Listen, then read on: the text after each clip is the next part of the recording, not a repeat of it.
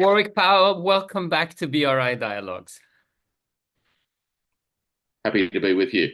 It's a joy to have you with us today. And in the past 3 months, oh boy, the world has changed. So a lot of things have changed. And before we get into the dialogue, Anush and I just wanted to give a loud shout to you and your 12-cylinder engine of intellectual production, which we follow you on your Substack, on your LinkedIn, and never a dull moment in terms of intriguing and bringing insights.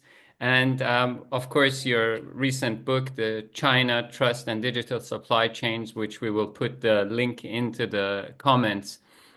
But where to better start than this? Oh, it's a multipolar world and coming from Washington. Do you really think that American multipolarity with American characteristics is being repackaged? Is this a hegemony in the new rhetorical, in a new trench coat, Warwick? And if that's really the intention of the United States talking about multipolarity, what do you make of China's latest statement from Foreign Ministry? If a war is what US wants, be it a tariff war, a trade war, or any other type of war, we're ready to fight till the end. What should we make all of these changes? Or is the United States trying to create a wedge between China and Russia? What is this multipolarity going to look like? Yeah, look, I think that there's a few dimensions to that. The first one is a recognition by the political elite in Washington that the era of unbridled American unipolarity is over. Having said that, it doesn't change the fact that deep in the American political culture and in the establishment psyche is a firm belief in American exceptionalism and a right and an obligation for America to pursue its exceptionalist mission nonetheless. So, what's changed is a recognition that the conditions in which those ambitions have changed, but the ambitions themselves, I doubt, have changed very much at all. So, that's multipolarity with American characteristics, if you will. It's a recognition of a need to recalibrate American resources in the name of uh, pursuing its long-standing historical mission to bring its exceptionalist excellence to the world, even when the rest of the world doesn't necessarily want it. Well, Warwick, it it seems to be packaged around a much more aggressive posturing. I mean, in Europe, even they're talking about Trump bullying its allies and so on. So that seems to be slightly different from the exceptionalism that, say, Biden would have peddled as well, that America is exceptional because it's good, because it's powerful. This guy seems to be pursuing exception on the basis of that, might is right. How will that sit with countries like China, like India even, which wants the goods but doesn't want to be bullied by the United States? Look, I think it's a change of style rather than a change of substance. The the posture of President Trump does come across as a little bit less refined, so to speak, compared to some of the great orators who've previously occupied the White House. But the reality is that President Trump has a view that America is the exceptional country, and he's made that clear in his recent speech to the two houses of Congress, where he indicated that, as far as he was concerned, the future was a future whereby America would become the most dominant country that this earth has ever seen. So I don't think that there is necessarily any change in substance. The issue around how the method by which America pursues these objectives is being modified in light of realities. But if you look at what's happening in Europe, what we've got is a very clear view from the Americans that it wants to extract itself from the debacle in Ukraine. And it wants to do that in large part because, firstly, it's lost the strategic battle in Ukraine. And secondly, Ukraine has depleted its material resources, so much so that it is finding it very difficult to address what America itself sees as its principal problem and challenge, and that is China, which it describes as its adversary. In doing all of that, it's instructed Europe to muscle up and spend up. Let's not forget that NATO's expenditure sees 60% of its missiles and munitions and military equipment coming from the United States. So when the United States tells NATO to spend up, what it's really saying is buy more American and keep the war going, right? Just don't expect us to be the ones with the equipment being committed on the ground. You guys pay for it and you go and do it. Meanwhile, we'll go and sort out things that we think are more important. But let's not be mistaken in the belief that the Americans have taken their foot off the pedal.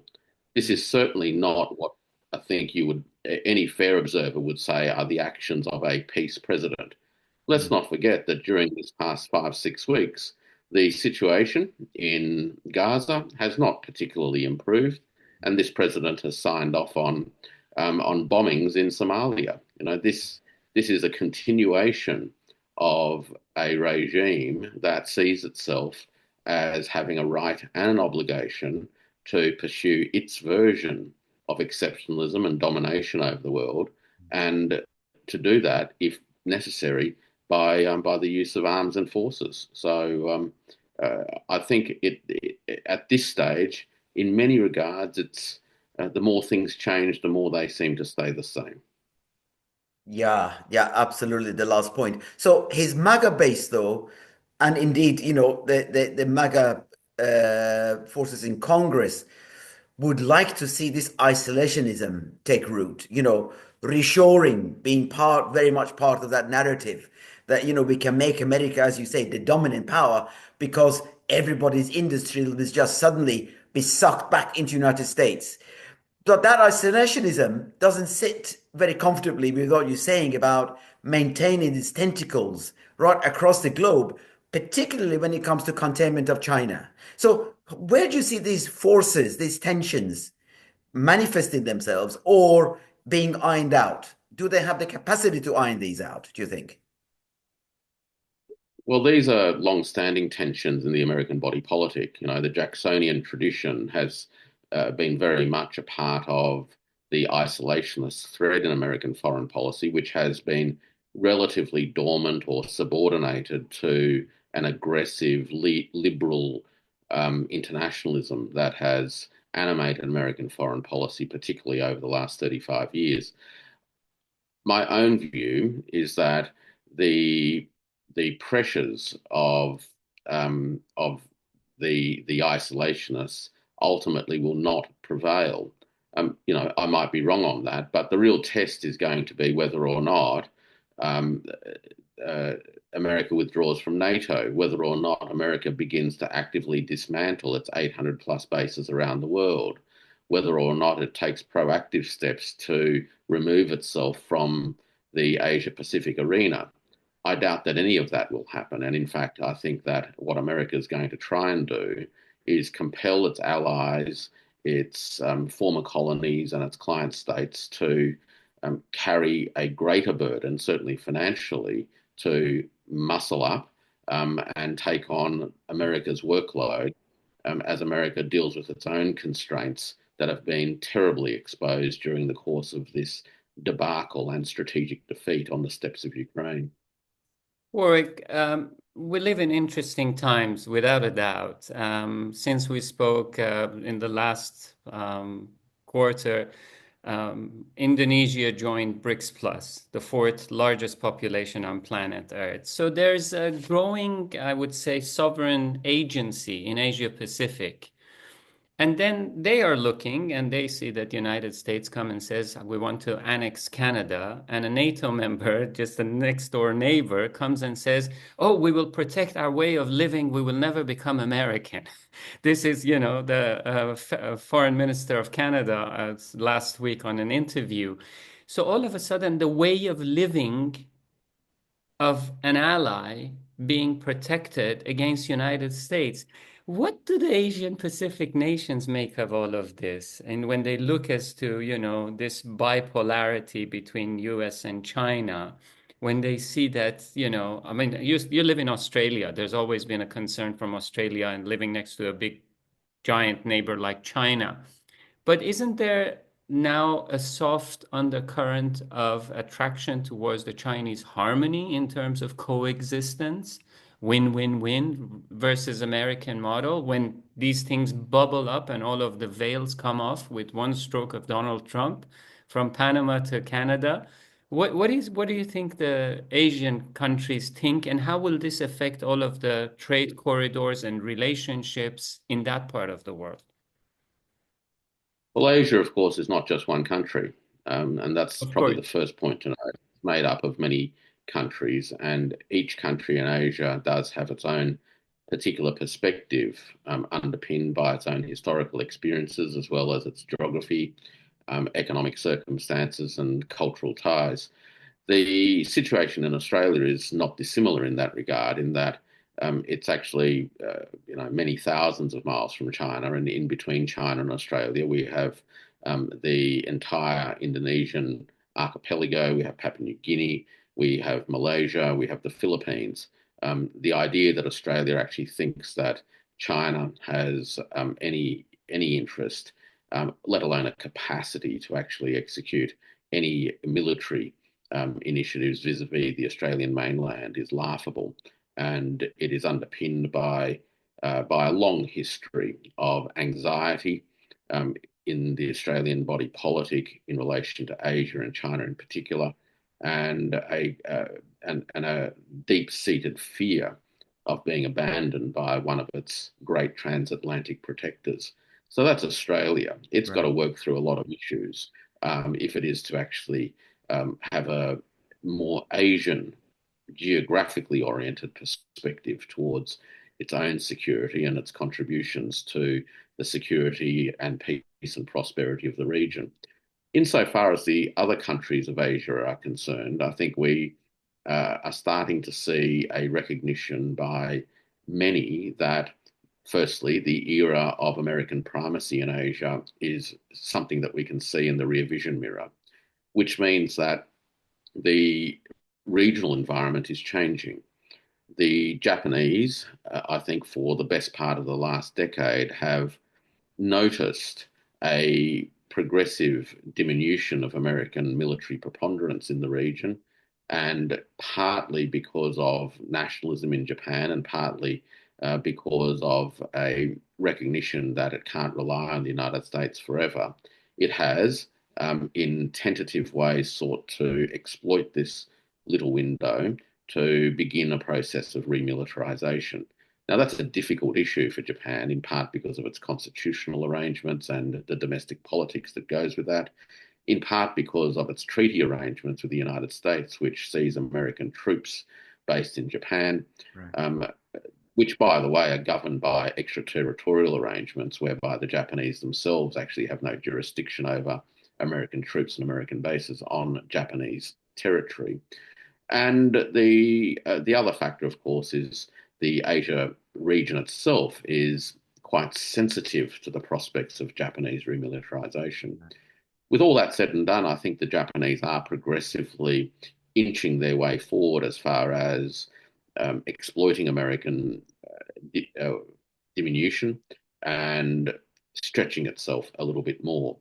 And it's doing that carefully because it needs to maintain some level of relationship with the United States, whereby the United States continues for the time being to provide the protective umbrella, particularly the nuclear protective umbrella, and at the same time provide regional neighbours, China, the countries of Southeast Asia, with assurances that Japanese remilitarization is defensive in posture and not offensive in posture. Mhm.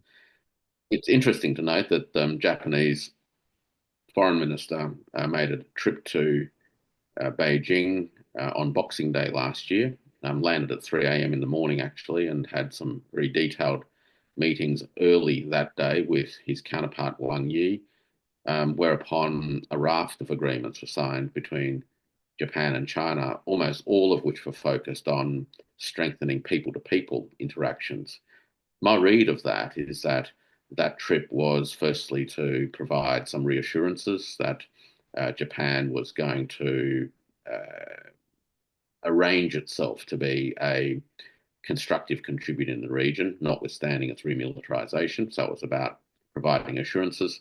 Secondly, the agreements on those cultural and educational and people-to-people travel issues was about laying the groundwork on both sides to dampen the risk of rampant nationalism getting out of control and creating domestic political problems for both sides. And thirdly, the trip was to begin the groundwork for a state visit to Japan by Chinese President Xi Jinping. So that's Japan. The countries in Southeast Asia, you mentioned Malaysia, Indonesia, I think we could also touch on Thailand and Vietnam, have all become affiliated with BRICS. Indonesia is a full member. The others are observer or affiliate partner members.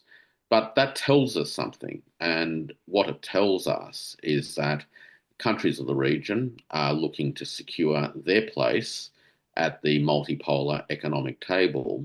And the best way for them to do that is to build tighter fabric of collaborations with countries that share a similar mind. And BRICS is one of those institutions that enables that to happen.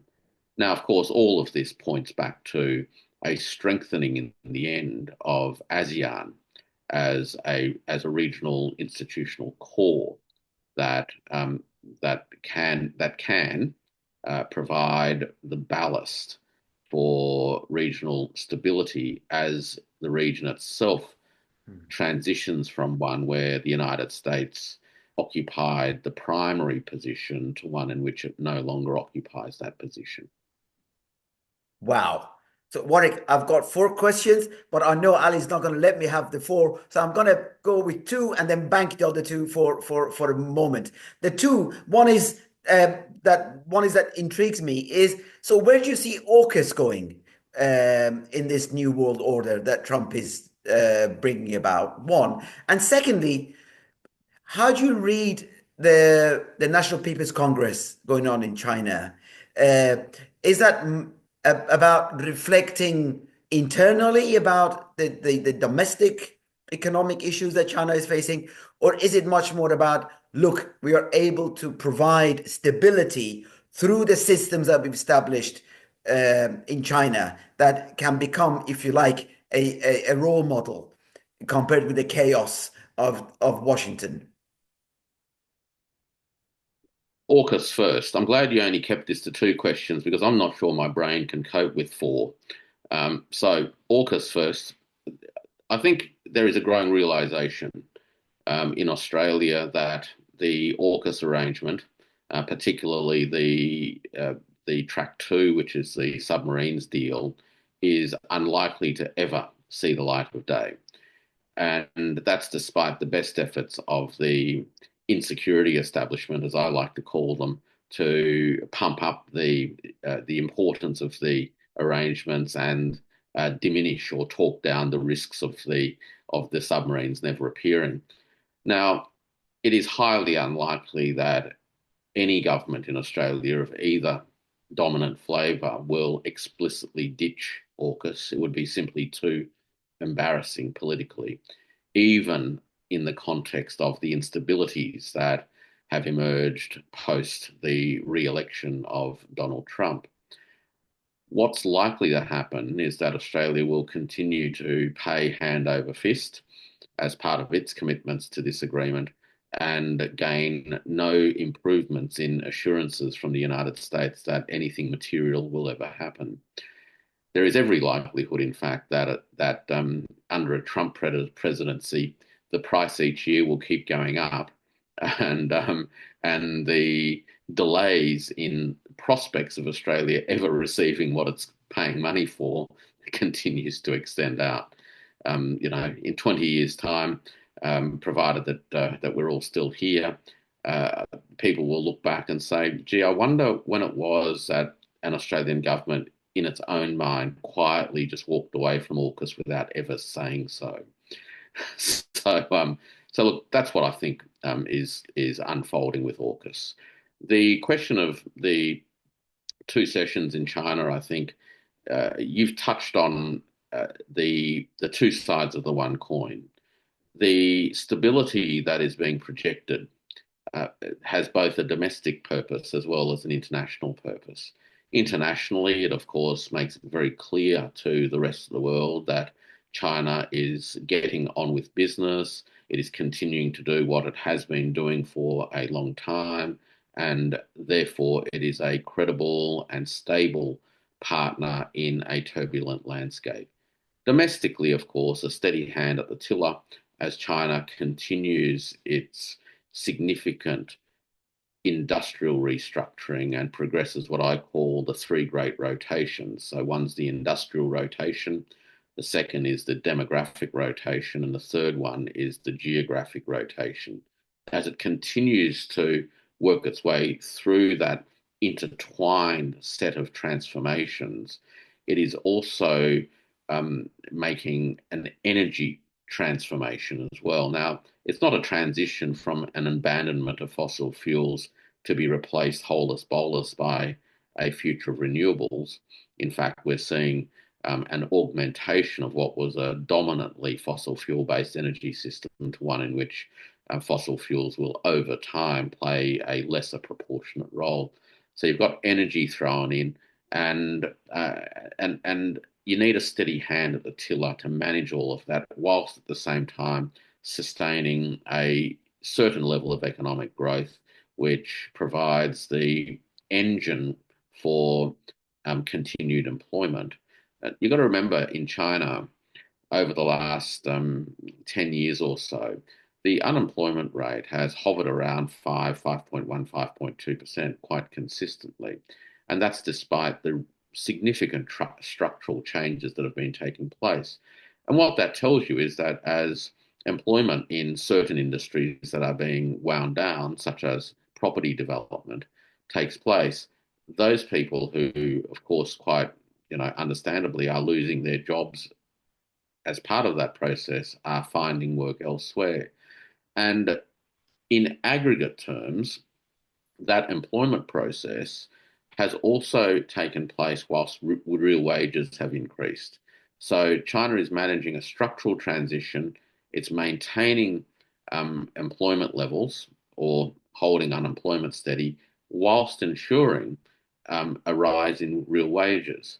Now, that's quite a remarkable feat, as it's essentially deleveraged what was at the time 29, 30% of GDP without causing a bubble, without causing a financial crisis, without causing an unemployment crisis.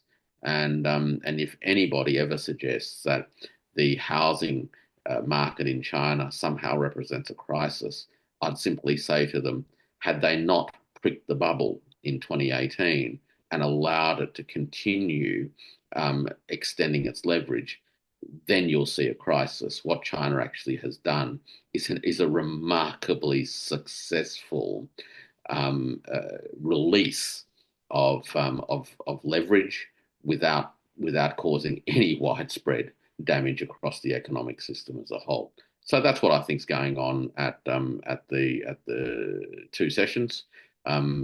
Steady as she goes, focus on the future. Transforming industrial structures through investments in people and technologies and science, and telling the world that China is there to provide a steady core around which the world in unsettled times can perhaps moor their smaller boats if necessary, and hopefully also take advantage of the growth opportunities that come from China's own development. Warwick, we will go to a subject close to your heart and one that you have mastery over, which is digital currencies and Bitcoin. But before that, since we spoke last as well, we saw the arrival of DeepSeek, Yeah. and the rupture it created. Are we on the cusp of a moment that, as much as Elon Musk sat in MSNBC and said, "Have you seen their shitboxes of BYD? Who wants to drive these cars? Look at how glorious Tesla is." And fast forward 11 years later, BYD is eating the lunch. Are we as well in the next 5 to 6 years seeing a dominance in AI as well, irrespective of NVIDIA and the chips, and a domestication of technology and chips and foundries in China as well? And how will all of this weave into the question of Taiwan? So if China masters the foundry and production of high-tech chips for AI, would it be not naive to think that, it's far greater, it's an issue of sovereignty and motherland and not just a tectonic dance between the two giants over TSMC and Taiwan? Well, before TSMC, there was always a view that the that the Chinese Civil War had not yet been concluded fully. So the question of the island of Taiwan has always been a question of wrapping up an unfinished civil war. The fact that there is a thing called TSMC there is in large part immaterial. Now, that's an odd thing, I think, for some of your viewers to hear someone say, but they need to understand that this question of the completeness of China is a far greater historical and cultural and identity related issue than the question of a chip fab. So that's the first point. The second point is that what DeepSeek tells us is a few things. Firstly, that China domestically has the intellectual wherewithal to undertake significant work in these advanced technology spaces. We know that Chinese education system is producing more graduates in relevant fields of science and technology than just about most other countries combined. This is a consequence of decades upon decades of commitment to building an education system that has raised literacy standards from, less than 50% at the time of the revolution to over 90% today, and eventually getting over 50% of high school graduates into universities and graduating in these areas. So there's a very significant institutional commitment, and DeepSeek is a manifestation of that. The second thing is that we know that the work of DeepSeek and its performance has been achieved under constraints, and these constraints are hardware constraints. So it's achieving performance levels with microprocessors or semiconductors that are not the best in the world. And it's also achieving performance levels with lower levels of energy utilization. So it's more efficient energy-wise and more efficient in terms of hardware utilization-wise. Now, that's pretty significant because what it tells us is that the notional technology constraint of having access to these high-end chips is arguably not the kind of constraint that was perhaps imagined. And indeed, it could well be said that the constraint has given rise to the conditions necessary to spur on the innovations that have taken place. But I think that these 2 points notwithstanding, the most important thing about DeepSeek is that it is the model that it is rolling out globally, which is transformational. And that is the provision of its foundational model as an open source resource for the world. This resource can be downloaded by anybody, anywhere, if they know what they're doing, and run locally and then built upon locally. In other words, it is a foundational tool that DeepSeek has made available to anybody, anywhere in the world, to do as they wish, to build their own applications, AI-powered applications on top of these systems. Now, that transformation enables countries around the world to pursue AI strategies and high compute related industrial strategies in a relatively sovereign environment. And that transformation delivers significant geopolitical implications for a whole bunch of countries. It also delivers a significant blow to the long-standing American high-tech or big tech business model, which over the course of the last 50 years has seen the emergence of a clutch of oligopolies with considerable state backing to milk above average profits out of industry and households. That business model, the rent-seeking business model of American big tech, is now confronting a challenge that will be very, very difficult to deal with. Now, why is it difficult to deal with? Well, for one very simple reason, actually. It's pretty hard to beat free. And that's going to put an incredible amount of pressure on the American big tech business model, which has, for all intents and purposes, masqueraded itself around the world for the last 40 plus years as what was in effect global technology. We are now moving into an environment where the technical foundations exist for nation states to pursue their own autonomous technology strategies using common infrastructure that enables them to have both digital sovereignty on the one hand and transnational interoperability on the other. Right. And that's what I've called digital Westphalia. Yeah. And this is what's going on in terms of the transition of the business model of high tech. Yeah.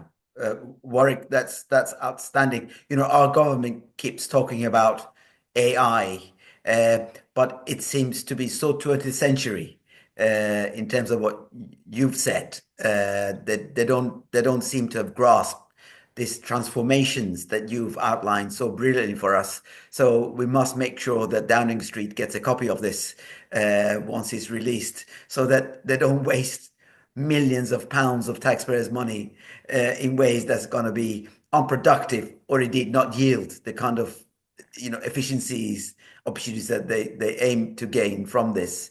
Um, uh, we touched on environment previously, another subject of interest to you, but I wanted to link the environment and the way that the Trump administration is vandalizing environmental policies to cryptocurrency, which again, Trump seems to champion. My impression has been that the Treasury in the United States doesn't have the logistical institutional basis for holding cryptocurrency as part of its portfolio. Am I wrong in that, do you think? And if I'm wrong and they want to build this up, the energy to create this on the scale that they want is going to be absolutely blowing the earth out of the solar system, right? Well, the issue with energy, of course, is that there is no modern industrial society that doesn't consume energy. The world today consumes more energy than it did 100 years ago, and more again than 200 years ago. So there is no getting away from the fact that contemporary economic and social systems are incredibly energy intensive.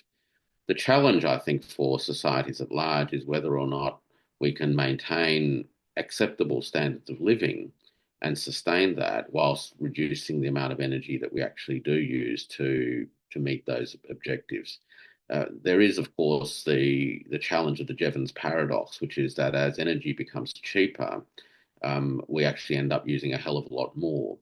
So whilst we have achieved incredible efficiencies in energy production, transmission, storage, as well as utilisation, that has actually spurred over the course of the last 100 years or so a dramatic rise in the amount of energy that the world itself, or that human societies around the world themselves, actually consume.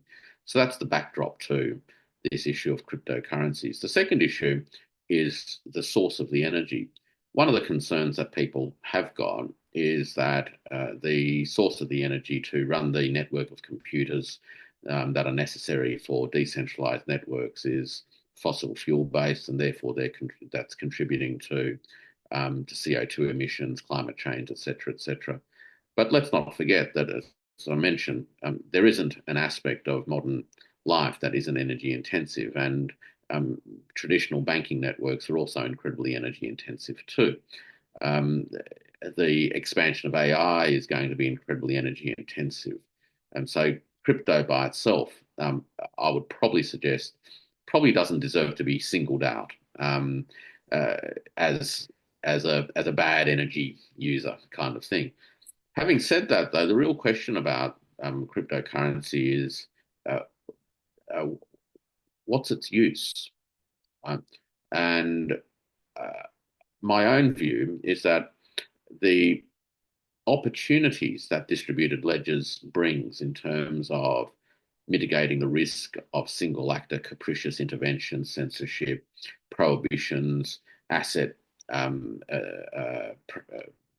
confiscations and theft and freezing and all those sorts of things that we've seen over the last 10 years in relation to whether it's Russian assets or Venezuelan assets or what have you. Distributed ledger networks is an important technology that can act as a bulwark against that kind of capriciousness and the politicization of what are basically ledgers, ways in which accounts are kept.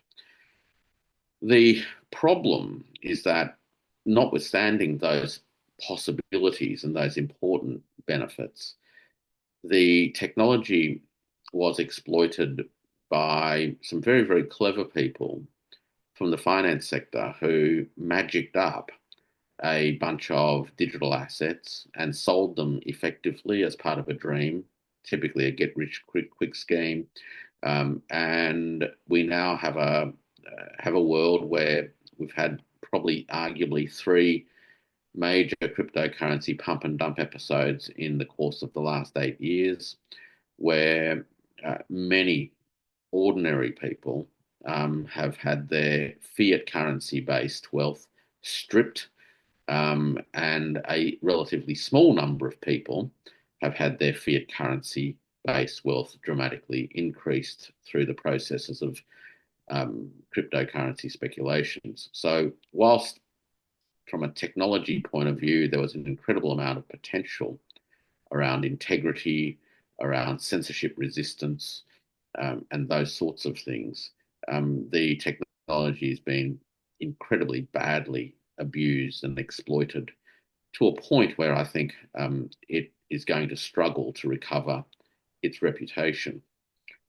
So that's part of the challenge. Now, the interesting thing about the Trump administration and crypto is that for a long time, Trump himself was very hostile to Bitcoin, and he made a bit of a volte face during the course of the election campaign last year. No doubt that helped him secure votes from that particular constituency, but I think that there was a few other things at work in that. One was the pressure that had been bubbling away in the United States around this issue of a central bank digital currency, the CBDC question.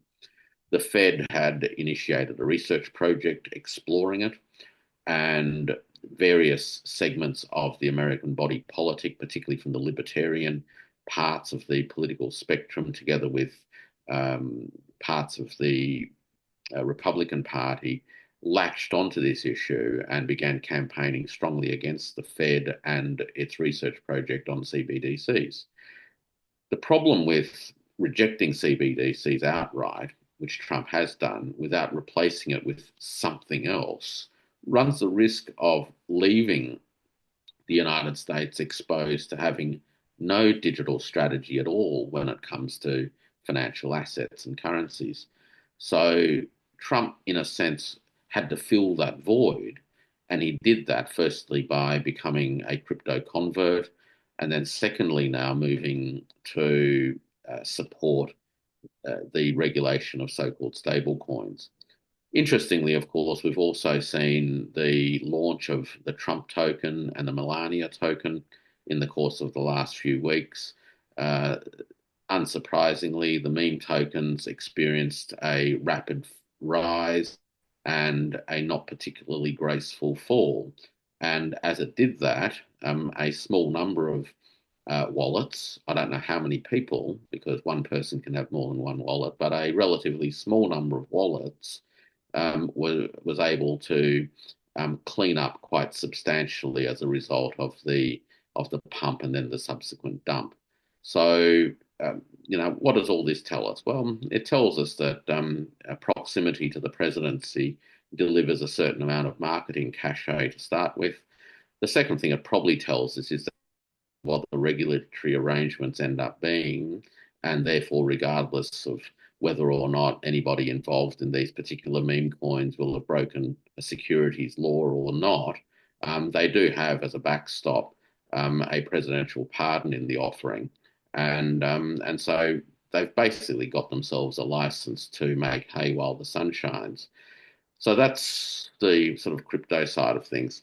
On the stable coin side of things, there is a slightly more nuanced and sophisticated set of issues. A stablecoin is a digital token tracked on a distributed network that arguably is pegged in one way or another to an existing fiat currency. And obviously, it's the USD by and large. So the aim here is to have a digital, what I would call a digital IOU. It's a digitalized version of, in the old days, was what a bank check was in effect. But a digital IOU that is convertible to US dollars as and whenever a holder wants.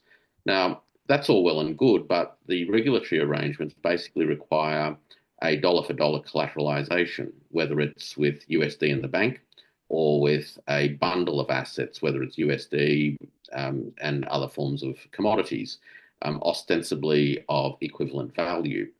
Now, once you've got collateral requirements and collateral requirements that essentially sit in escrow, that represents a need to pay for that, right? There's nobody going to provide you with US dollars or commodity collateral without charging you a fee.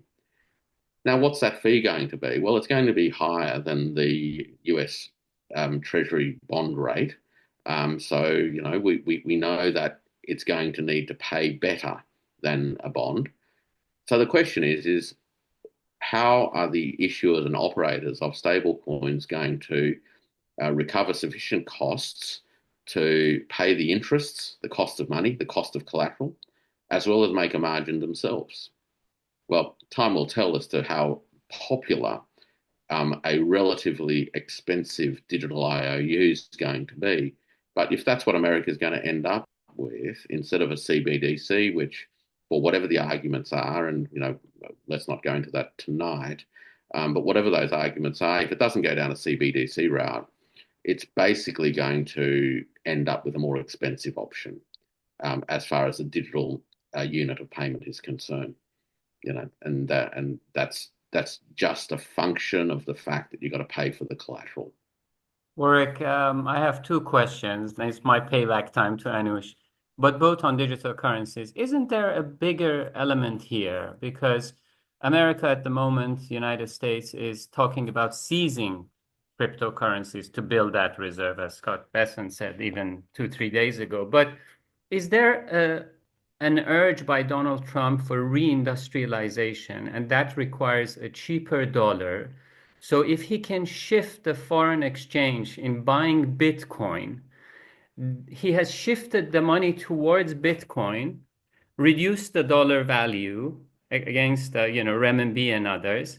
But then the Fed as well has no limitations on printing money. So if they have to have a stable coin, they continue by printing money, building that reserve. That is my first question. The second question is, where is China going with CBDC? And if China comes out with CBDC, how will that affect the companies such as MicroStrategy, which is now branded as Strategy? And will we have a bubble burst in crypto markets in the Western Hemisphere by something that is less threatening, less seizure, less forfeiting, like United States policy in and around the global financial architecture. So a twofold. Is the drive behind Bitcoin by United States for reindustrialization and bringing the price of dollar lower as against other currencies? And what's going to happen with China and companies like MicroStrategy or Strategy in that light? Look, the question of the US dollar is a question of a contradiction in President Trump's ambitions, both in terms of objectives and in terms of the means to achieve those objectives. On the one hand, there is the objective of maintaining the US dollar's primacy, the great and beautiful American dollar. And for it to fulfill that role, it needs to obviously carry with it incredible purchasing power. So that's on the one hand. On the other hand, there are these reindustrialization ambitions which are undermined by a high dollar. So there is the objective of trying to devalue the dollar. I actually don't think that there is a well thought out, coherent strategy around any of this. And most of the initiatives that have been undertaken of late are largely ad hoc and driven by understandable, but in essence, emotional ambitions and nostalgic ambitions to somehow rejuvenate manufacturing. The issue for American manufacturing, in any case, isn't necessarily a question of its exposure to the world of traded manufacturers, though there is a part of that. The real issue for American manufacturing is that the American macroeconomy is so tilted in favour of a financialised sector that there is actually very little commitment and resource available, monetary wise, to mobilise, the real resource of the economy to go towards manufacturing anyway. So whenever there is a spare amount of money capital in the American system, and there's lots of it because money supply has grown substantially over the last few years, it tends to find its way into the securities markets and the real estate market. And it does that because those markets are relatively liquid, so you can monetize profits quickly, and those markets deliver relatively high returns compared to the longer term challenges of industrialization. Building physical manufacturing systems is not an easy undertaking. It's not just a case of clicking a few fingers and in effect manipulating relative price.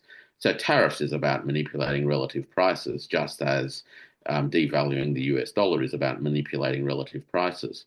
But the problem with reindustrialization isn't merely a question of relative prices, because the reindustrialization process will actually require a substantial importation of fixed capital as well as intermediate goods, raw materials, and a weak dollar won't help that, right? So these are the contradictions at the very heart of the economic policy ambitions of the Trump administration. Again, I'm not criticizing the ambitions. By all means, have whatever ambitions it is that one may wish to have.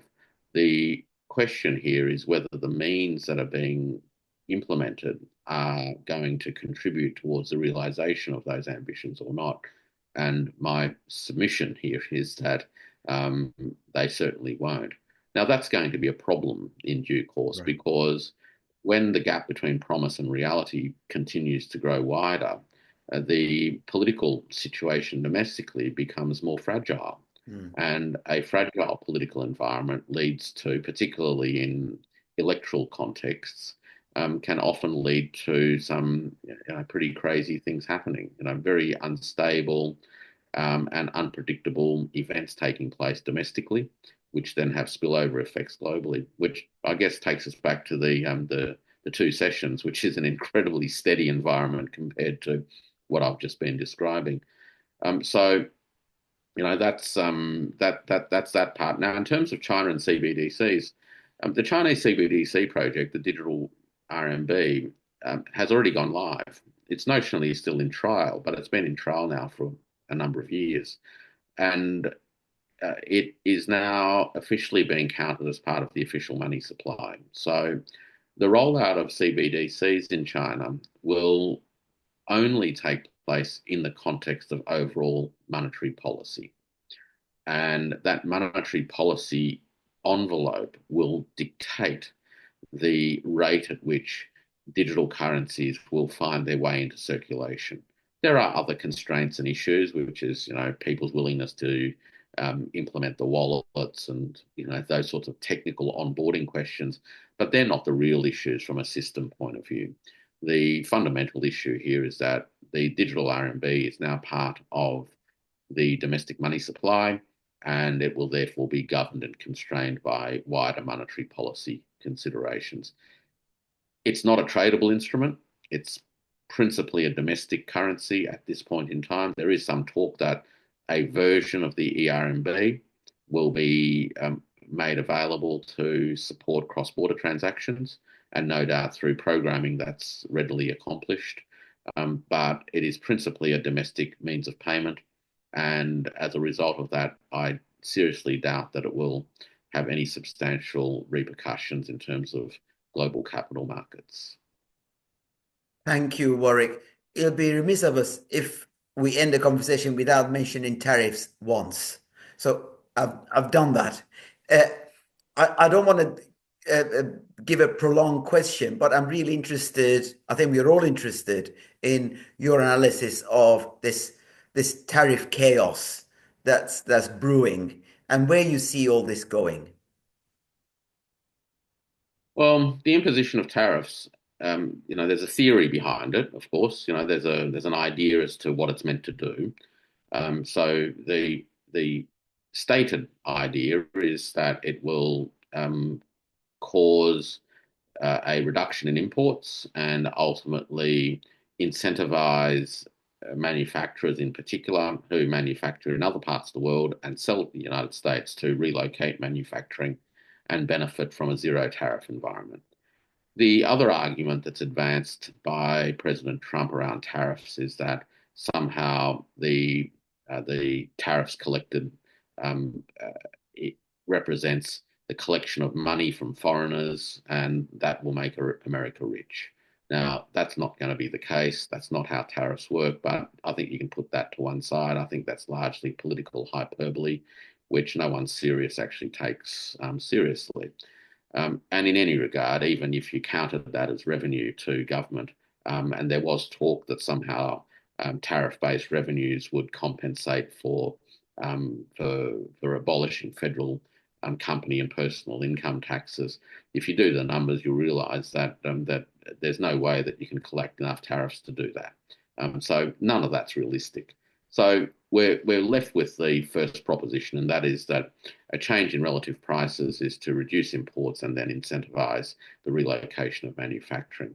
I've touched on the effectiveness, I guess, of a adjustment to relative prices as far as overall reindustrialisation is concerned, but I think that there are some broader misgivings around all of this, and there's some unintended consequences. Like most things, there are significant distributional implications of changing pricing. So, in all likelihood, most of the pain of increased tariffs will be felt by a combination of small and medium-sized importers who will absorb the majority of the tariff. So they'll pay the tariff but not pass it on, eating into their own margins and possibly affecting employment. And secondly, it'll be felt by lower income households predominantly. So tariffs will have a distributional effect in that regard. The other issue, I think, with tariffs is that they are likely to create unintended consequences on downstream industries. So when you impose a tariff, and in the event that it does lead to higher prices and therefore protecting the industry that produces that product, you've got to remember that there are downstream users of those products. And what it's done with tariffs is locked in a higher priced economic system. And those downstream will be compelled then to deal with a world of higher prices. You know, what will that do? Well, that will either lead to a loss of jobs, or it will lead to a situation where the jobs that might have grown won't grow. So either way, we're going to have adverse employment effects in downstream industries as a result of tariffs being applied on upstream goods. So tariffs are a complicated instrument. The extent to which they're inflationary depends on how much of the tariff gets absorbed by the importer and how much of that also gets absorbed by the exporter reducing prices. But so far, the evidence from Trump 1.0 tariffs is that by and large, the import side has experienced losses either by the importer themselves or by the end consumers who are paying a higher price. So nothing particularly good as far as American working families and small and medium-sized enterprises are concerned. As far as the question of tariffs creating confusion, and I've seen an argument around this, and that is that um, the confusion is intentional because it's trying to create an environment that says if you don't want to be exposed to all of this uncertainty, relocate your factory to America. Otherwise, we're going to chop and change policies all the time, which will make your life miserable. I think that's the argument around uncertainty, right? Uncertain. So, mainstream argument says uncertainty is bad for business investment. The reverse argument says uncertainty says get yourself over here as quick as you can because we'll give you a stable environment. But again, it underestimates the complexity of establishing factories, relocations, and building, manufacturing capacity from the ground up. When, of course, a manufacturing enterprise is not an island. A manufacturing enterprise is one node in a network of value flows where it has upstream inputs and downstream customers. Now, just by attracting one particular player to come and invest in a place doesn't necessarily mean that you've solved the problems of an entire supply chain. And in fact, it's highly unlikely that things like tariffs and the uncertainties that have been created are going to solve any of those problems. Fascinating. So we always close our sessions, Warwick, with two simple questions. Last time I asked you, the world was different. Now we're in Trump 2.0. So in a Trump 2.0, almost, Q1 is coming to an end as well. Your best piece of advice and wisdom for cinephobes and cinephiles. No pressure, Warwick. Xenophobes, my piece of advice to them is confront reality. China isn't on the verge of collapse. It hasn't been for 35 years. Don't be disappointed in that. Just deal with that as a reality and adjust your own thinking. If your thinking from a xenophobic point of view is underpinned by an array of hostile intentions and deep-seated anxieties, then all I can say is calm down. I don't think China's out to get you. China's got its own challenges and its own ambitions, and they relate to, in effect, delivering on the aspirations of 1.4 billion people for a better life.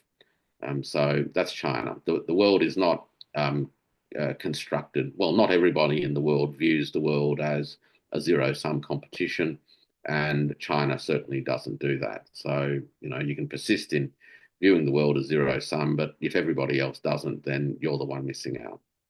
In terms of sinophiles, I'd say that, China, like most places, confronts its own challenges.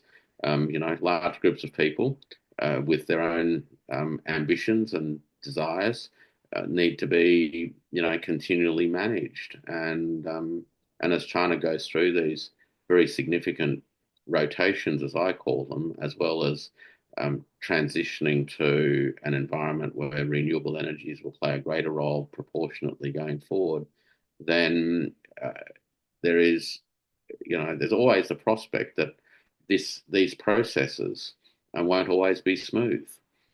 There will be breakdowns in information, there will be unforeseen events, there will be glitches in supply chain transformations, and unsurprisingly, this will, require adjustments. So there won't be the perfect unfolding of the China story, just as China's not going to collapse either.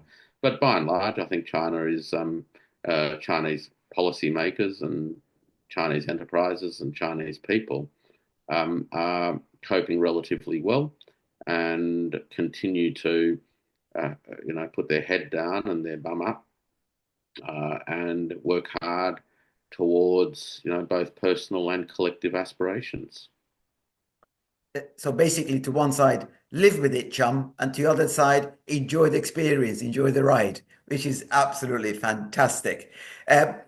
Warwick, I've taken note that we've got to make sure that our program goes to Downing Street, it goes to the White House, it goes to Canberra, and it goes to Beijing for different reasons that they can all learn from the dialogue we've had and the conversation and the extraordinary analysis that you provided us today. We really appreciate you engaging with us so fully and so intensively, and to continuously educate Ali and I, but also our viewers. So we are very grateful to you for giving us so much of your time. Thank you. Thank you very much, Warwick. Always a pleasure to have you on the program, and what a joy to have you once again back on the program. And there is no two that is not going to be third, so we will have you. That is only in the case of our program. I'm not talking about the third term for Trump, by the way. There's some chatter around the place that some people are pushing for a change that will enable a third term, but let's see. Thank you. Yeah. Thank you, Warwick. It's been a pleasure.